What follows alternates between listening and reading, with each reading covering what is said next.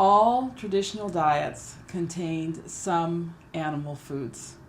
Now, this was Dr. Price's greatest disappointment. As he traveled over the world, he was hoping to find healthy traditional cultures that only had plant foods in their diet.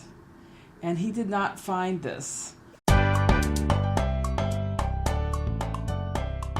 Welcome to the Wise Traditions Podcast, sponsored by the Weston A Foundation for Wise Traditions in Food, Farming, and the Healing Arts. We are your source for scientific knowledge and traditional wisdom to help you achieve optimal health. I'm your host, Hilda Labrada Gore.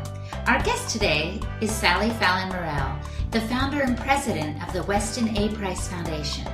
But she is also so much more than that. She is a nutrition researcher, chef, speaker, farmer, community activist, and author. In today's episode, Sally touches on principle number 2 of the Wise Traditions diet, consuming animal products. This does not mean having a huge steak on your plate every night, but Sally covers what it actually does mean. She touches on a wide range of topics related to this principle, including an analysis of the vital nutrients that are most available in animal products, what to do if you have trouble digesting them, and much, much more. Wise Traditions is supported by Green Pasture Products. Green Pasture Products offer fermented cod liver oil, concentrated butter oil, and coconut oil in a variety of products and blends. Go to greenpastureproducts.com. And Magnetico Sleep Pads. Recharge and repair your body while you sleep. MagneticoSleep.com. And now, on to the interview. Welcome to Wise Traditions, Sally. Well, thank you, Hilda. It's great to be back. It's just such a wonderful series of podcasts you're doing.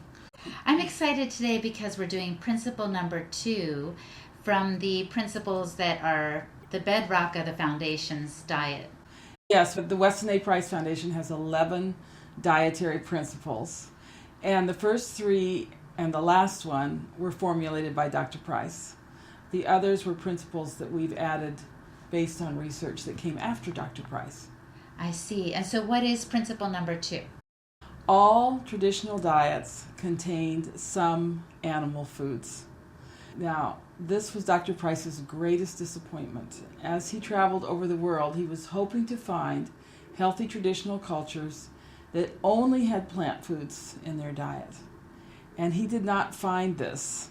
And he was humble enough to admit this and to say, this is what I'd hoped to find, but everywhere I went, people ate animal foods. And they went to a lot of trouble and even risk to get the animal foods. Now, there was a lot of variety in the amount of animal foods they ate. For example, the people in Alaska, their diet was 99% animal foods, whereas some of the people in Africa, their diet was only 10% animal food.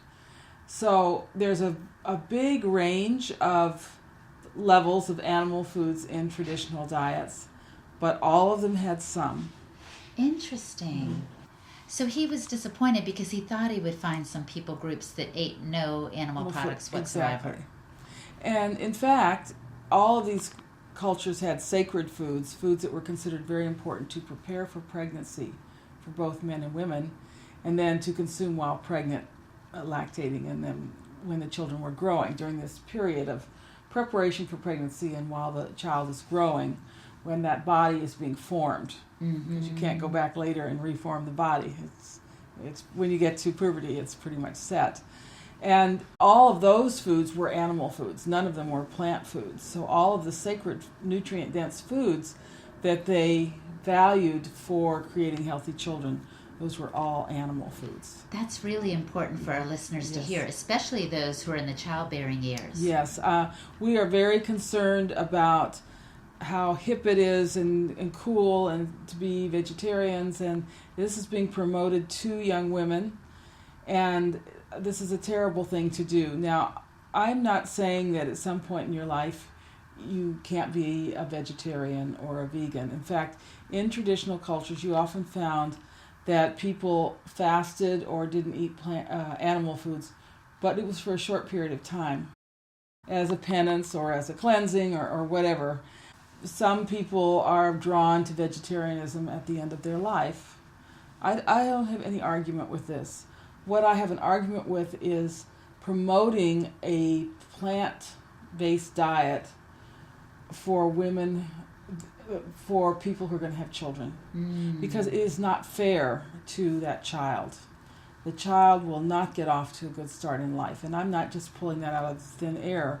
We have studies showing that children who are brought up on diets with plant foods and also, I should say, very little fat, they don't grow as well, they have poor bone structure, they don't do as well in school, they don't do as well intellectually.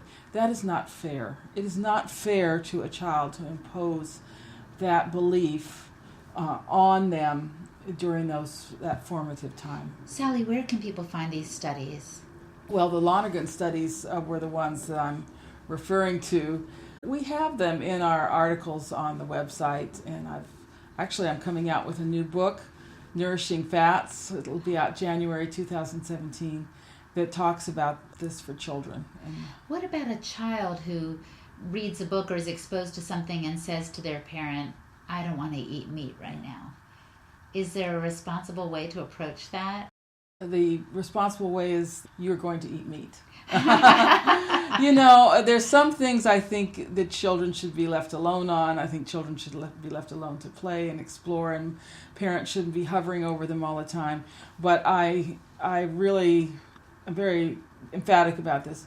Parents should control what their children eat, because it is just not fair to that child to set them loose in this world of junk food, or in this world of a lot of competing food philosophies, most of which are not based on sound science, and then they find out when it's too late, when they become adults and they have all these health problems. And I've there's so many articles in the papers about how the child wants to be a vegetarian, and these quote unquote good parents are going to respect this. And no, if that were to happen in my family, you eat what mom fixes you. That's the rule. Well, and I think most of us realize that we're in charge as parents when it comes to bedtime, yes, or whatever it is. A bad friendship will tell the child, no, you can't play with John anymore. Yeah. So why wouldn't we direct them when it comes to meals? Yes. And I think that's one of the most important things that parents do, is create a structure of a meal schedule that is expected, that they know they're going to have breakfast, that mom's going to make them lunch, they know that there's going to be a dinner where the family is all together, and that food is good, healthy, nutritious food, and there should be some animal foods in that food. Now, I'm not saying that every night you have to have a great big steak. Mm-hmm. Although that sounds pretty good to some of us. But you do need some animal foods in the diet. It's just absolutely. So when you're talking about having animal foods, where do we get that meat? Should I just go to Safeway or Giant and pick up a special on pork chops? Well, for some people that's their only choice, and I don't like for us to be so strict or so even elitist that we're telling people you have to have pasture-raised pork chops created by virgins underwater. No, that's not what we're saying. You do the best you can with what the resources available to you, the time you have, and the money you have, because let's face it, some people can't afford anything but the supermarket. In the supermarket, the best, cleanest animal foods are the red meat, the beef and the lamb. I know that the way it's raised in this country is not ideal, but at least beef starts out on pasture in this country for the first 6 months of life. So beef is good. Eggs are good. I mean, they're not ideal in the supermarket, but it's still a good food. Cheese is a great food to feed your family. Seafood. The healthiest people, Dr. Price has studied, ate seafood. So you can do it. One of the best foods in the market is calf's liver. It's not expensive. It's the most nutrient-dense food you can buy. And serve your family calf's liver once a week. There's a meal that just costs a few dollars, and you are getting so much nutrition. Yeah, the organ meats have more in them than the muscle meats. Yes, is that right? Yes. Do you have a recipe for calf's liver in your Nourishing Traditions cookbook? I do, and also in all the other books I've done, there's always recipes for liver. So, yeah. Some of us are a little scared Yeah, about how to go I know. about that. So we need all the help we can get. If you start them young, and of course the first two foods that we recommend for weaning babies are egg yolk and pureed liver, especially chicken liver or poultry liver. We recommend these foods for moms when they're pregnant and nursing. These are the nutrient-dense foods that support, healthy growth and normal What are some growth. of the nutrients that are in those foods? Right. So the real question is, well, why? What's wrong with a plant-based diet? And the reason is that you are going to be missing critical nutrients, starting with the fat-soluble vitamins A, D, and K. And I can just hear the listeners saying, well, I can get vitamin A from carrots. No, you can't. What's in carrots and leafy green vegetables are the precursors, the carotenes. These are converted to true vitamin A with great difficulty by humans. Some humans can't do it at all. Half of all women in the world can't make this conversion. And it's more difficult when you're pregnant, and children and babies can't make this conversion. You need the true vitamin A from the animal foods. So vitamin A, vitamin D, yes, you can get vitamin D from the sun. Are you going to go out in the sun and sunbathe in December? No, okay. And then vitamin K, again, there's a plant type and an animal type of vitamin K. And the animal type is much more effective in the body. It's 10 times more efficacious in your body. So the fat-soluble vitamins A, D, and K. Iron and zinc are two nutrients that are very difficult to get from plant foods. And you don't want your baby or your child to be deficient in zinc, because zinc you need for mental development and for cognitive thinking. Iron deficiency is very serious in a growing child and can result in mental retardation. Mm-hmm. So iron and zinc, the fat-soluble vitamins, complete protein. Again, you can get some protein from plant foods, but it's not enough. You definitely need the complete protein from the animal foods. Do you think one reason we're seeing a rise in mental issues and behavioral problems have to do with the lack of animal products in the diet? I think in some cases, yes. Certainly it's almost like, you put it another way, with too many carbohydrates in the diet, especially refined carbohydrates, which is often what takes the place of the animal foods. I remember my boys in high school when they had nutrition classes and they had to keep food diaries. Uh-huh. And one of my boys said, "Mom, all these girls are eating is soy and sugar because they're vegetarians." And I said, "Yes." And I said, when it's a tragedy when they try to have children. It's going to be very difficult for them. Oh, and fertility is such an issue in our nation right now. Yes, it is. So you would recommend increasing animal products, but it doesn't mean more meat necessarily. You were mentioning eggs and cheese. Eggs and cheese. Butter, of course. The animal fats are very important. It could be seafood. Of course, we recommend people take cod liver oil for their A and D. And also, there's some very special fats in the animal foods that we don't get from the plant foods. The omega-3 fatty acids in seafood, DHA and EPA, but there's also a very important omega-6 fatty acid that we get from land-based animal foods, meat and butter and eggs, and that's arachidonic acid. And that is a critical nutrient for gut health, for healthy skin, for our brains. And again, we get that from animal foods.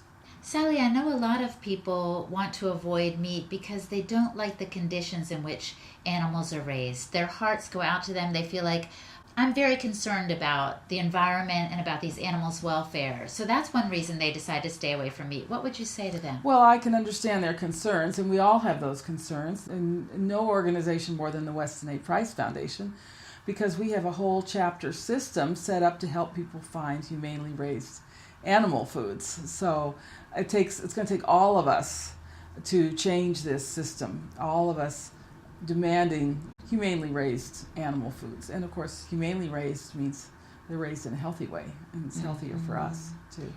And there's also this idea that you don't want to kill anything for your own sake. Well, you kill animals no matter what food you eat. They estimate that you have to kill 300 animals per acre to raise grain. And often these animals are killed in really gruesome ways. You only have to kill one animal per acre for beef. What do you mean? Can you explain that? I don't get it. Oh, because when you clear the fields and you use pesticides and traps and all these things because you don't want rabbits eating the lettuce and you don't want animals eating the grain. So they fumigate and they get rid of all the animals in the agriculture. So you're still killing animals, whatever you're eating. And Joel Salatin told me recently, for anything to live, something has to die. Yes. That's the way of nature. Yes. And I'll tell you a beautiful story. We got a letter from a gal who was in a group that ate buffalo. And they were like a CSA for buffalo. And the night before they slaughtered a buffalo, everyone got an email saying, say a prayer for the buffalo that's going to the butcher tomorrow. And then when the farmer who was raising the buffalo would go out to the pasture where the buffalo were, always on the morning that one was going to the butcher, there would be one standing apart and waiting to go. He was ready to go. That's what the animals are for. That's their purpose in life, is to give themselves to us.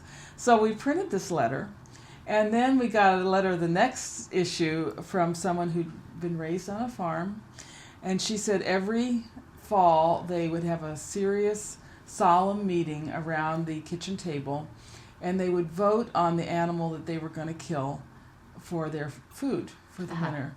And all the animals had names, so they would vote on the different animals. And she said always the next morning the animal that they voted on was standing apart and ready to go. Oh my gosh, that makes me want to cry. Yeah. How you moving. see how connected we are to the animals. And our Native American ancestors or traditional ancestors, they were in a kind of symbiosis with those animals, and the animals knew what their role was. Their role is to serve us. Of course, our role is to treat them well, but their role is to actually be a sacrifice for us, and that's what these stories tell us. It's time to thank our sponsors. Green Pasture Products produces fermented cod liver oil and concentrated butter oil in a variety of flavors in liquid gel and capsule form. They also offer organic virgin coconut oil, virgin coconut ghee, and a complete oil blend that includes all of the nourishing oils. Lastly, they produce skin care balms and various byproducts that enrich the soil and feed of farm animals. Go to greenpastureproducts.com. And Magnetico Sleep Pads. Did you know that you are dependent on the Earth's magnetic field for life? Did you know that the Earth's magnetic field has declined drastically? Magnetico Sleep Pads are essential to correct that deficiency. Recharge and repair your body while you sleep. Visit magneticosleep.com. Again, that's magneticosleep.com. And now, back to the program. And I'll tell you one more story. Yeah, I want to hear. I was in Holland and visiting a dairy. He said when the cow gets too old to produce milk, they put her in a pen aside, and a couple days later the truck comes to take her to the abattoir. And he said always the night before he goes and talks to the animal and thanks the animal. And she goes off very quietly the next day. And so one night he did this to the animal ready to go, and for some reason the truck didn't come for several weeks, and that animal was uncontrollable. He said we couldn't do anything with her. She was ready to go, and nobody came for her. Oh. So I think there's a lot more awareness in the animals of what their role is in life. They're sentient beings, They're aren't sentient they? beings. And they can sense, like you said, that relationship this is their and what their time. purpose is. Yes. You have your own farm now. Yes. And so how does this play out for you, seeing these animals that you're raising to be eaten by people?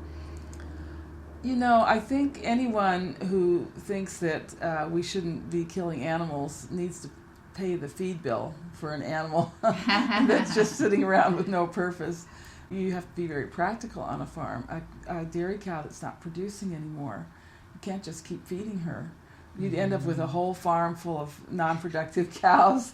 Same with the chickens. they all need to be fed. And if you're not feeding them, well, you can either give them a quick death and then they'll be useful to you, or you can just leave them out to starve to death. Or for the foxes. Or for the foxes or the hawks. And that's not very pretty and not a good way for them to die. Right. What are some of the health problems that come from not following this principle, from avoiding animal products? Well, of course, we hear from people all the time who were vegans or vegetarians, and it's a pretty similar story from everyone. The first thing that happens is they get tooth decay, often rampant tooth decay. Oh. They get fatigue.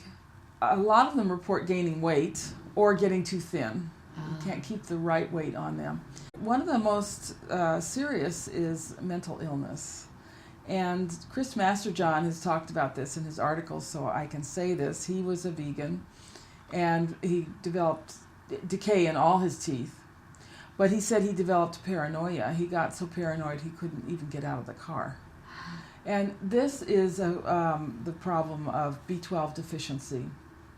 B12 deficiency, you can get B12 deficiency even if you are eating meat, but it's of course much more common in people who are not eating animal foods, and B12 deficiency is very serious. It first manifests as psychiatric disorders such as obsessive compulsive behavior, depression. If it goes on too long, you get serious diseases like anemia, multiple sclerosis, cancer, heart disease. And if you're B12 deficient for too long, the effects are irreversible. You can't go back just starting to eat a lot of meat and reverse the effects of B12 deficiency. So this is a very serious deficiency, and one, of course, that comes with not eating animal foods. Now, one interesting thing is that in the old days, before we had all the good sanitation and so forth, our food was full of insect parts. The grains were full of insect parts and insect poop, which are very rich in B12. So we got a lot more B12 from the plant foods we were eating than we do today. That's one of those unintended consequences when we think, oh, the pesticides will eliminate the bugs. Yes. Not realizing that not only hurts the ecology on a big scale, but personally it's affecting us because we're not eating the insect parts. Yes, right.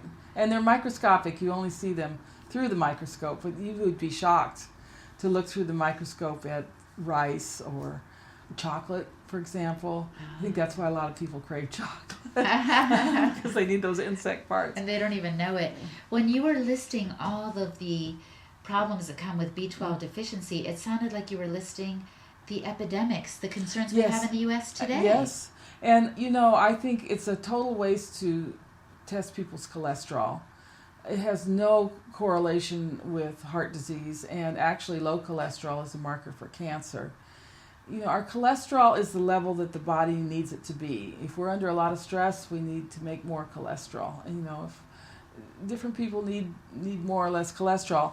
But what we really should be testing for, starting about age 40, is B12. Everyone should be tested for B12.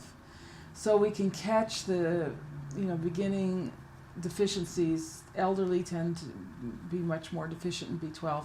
And this is what we need to be looking at, not cholesterol, but B12 deficiency. What would you say to someone who says, well, I can just buy vitamin B from the store. I don't need to eat animal products? Well, that is an admission that this is not a natural diet. I mean, they didn't have B12 tablets then. And yes, I mean, that's better than nothing. If you really insist on being a vegan, you definitely need to take B12, and I think all of them know that. Mm-hmm. But there's so many other nutrients that you need to get from the animal foods. I need to say one more thing, and that is this argument that if you're a vegetarian, you're more spiritual. And it's a very malicious argument, I think, because it kind of engenders a spiritual pride in people. And my counter to that is the spiritual diet is the diet that keeps you healthy, because all of us have a very important work to do while we're on the planet. We don't have much time here. And we actually came into embodiment knowing subconsciously what we had to do to make the world a better place. And if you're not healthy, you can't do that work. So the spiritual diet is the diet that keeps you healthy. It keeps you from being a burden on others, that helps you think clearly, that keeps you from having psychological problems, and that allows you to do whatever work it is that you're supposed to do in your lifetime. And food taken with gratitude. The scenes you were mentioning earlier, thanking an animal, thanking the one who gave him to you, is a very spiritual practice. Yes, we should always give thanks. But I think it's almost like if you're a vegetarian or a vegan, you're saying, no thanks. I don't accept the way the physical world is organized. I don't like that. I'm going to be above all that. But we can't be above it. We are in the physical world. We're enmeshed in the physical world. And whether we like it or not. Whether we like it or not. And sometimes I think we don't like it. We need to eat the diet of being in the physical world. You know, that people point to the Bible in the Garden of Eden. They had just ate the seeds and the fruits and so forth. Well, that was the Garden of Eden. Mm-hmm. That was a very different environment. And then the expulsion from the Garden of Eden, we got the clothes of skin. And then we had a different diet. It's a different dispensation. And we had a diet that included the animal foods, big time. Lots of meat. And that's because we have physical bodies. Right. Now, if we get to a stage where we don't have physical bodies anymore, maybe we won't need the animal foods. Maybe we won't need any food. But here on Earth, we need to take responsibility for our health and eat a diet that sustains the physical body. Good point. Okay, so let's say you've convinced me. I know I need more animal products in my diet.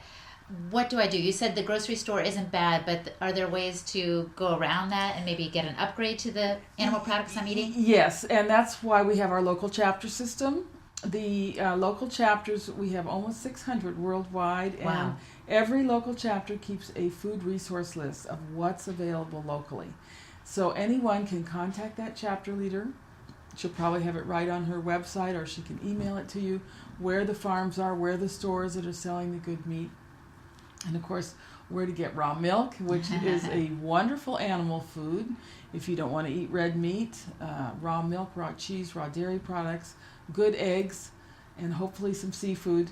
A lot of people do just fine on that kind of diet. But contact your local chapter leader and they can help put you in touch with a farmer or a food group or a CSA or whatever. That's right. You can just go to the westonaprice.org website and click on Find a Local Chapter. Yes. And then get all the help. So you don't have to be a member, but if you're a member, you do get benefits like the journal, and you get involved. You find out about activities and events that we have going on, and can reap all kinds of benefits and support the podcast. This is just a little aside.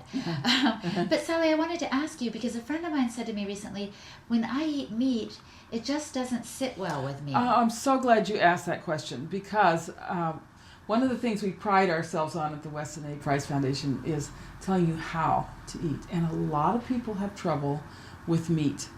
Now, that could be lack of digestive enzymes, lack of hydrochloric acids. People on low-salt diets, for example, don't make enough hydrochloric acid. So you may need to take a hydrochloric acid supplement. Another thing that really helps with eating meat is to eat it with broth. And now think of this. There are two types of protein in an animal. There's the meat proteins, and then there's the collagen proteins. And you need both types of protein.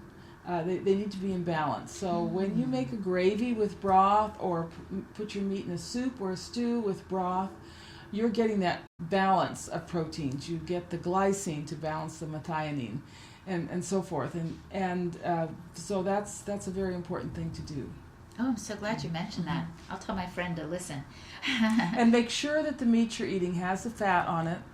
If it's too lean, put butter on it.